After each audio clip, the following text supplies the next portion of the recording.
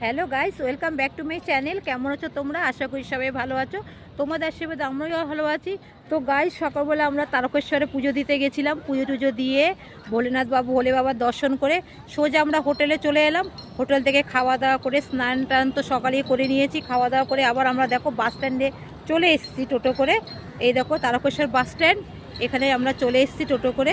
তো এক এক করে সবাই আসছে, একসাথে তো সবাই আসা সম্ভব হচ্ছে না, এক একজন করে এসছে। এসে আমরা সবাই আবার ওখান থেকে এই বাস চাপবো। এই বাসে করে দেখো আমরা এসছিলাম, এই বাসটা করে দেখো, যে এই বাসে করে আমরা এই দেখো দেখো আমাদের বাসটা, এই বাসে করে আমরা এসছি সবাই বেড়াতে।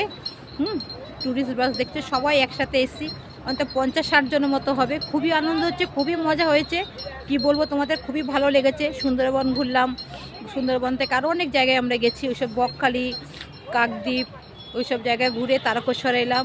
তারকেশ্বর থেকে ভোলেনাথের পুজো টুজো দেওয়া হয়ে গেলে এইবার দেখো আমরা কামারপুকুর জয়রামবাটি যাব। এই মালপত্র নিয়ে সব চলে এসেছি। এই দেখো তারকেশ্বর বাস স্ট্যান্ড, তোমরাও এসে ঘুরতে খুবই ভালো লাগবে, ভোলে বাবার দর্শন করে যাবে। দেখো বাস স্ট্যান্ডটাকে দেখো, দেখছো এখানে দেখো সব, এই যে তাহলে এখানে রাখলাম। এবার আমরা জয়রামবাটিকে তোমাদের পরে ব্লগটি দেখাবো। তোমরা সবাই ভালো থেকো, সুস্থ থেকো, দেখেছো, টাটা।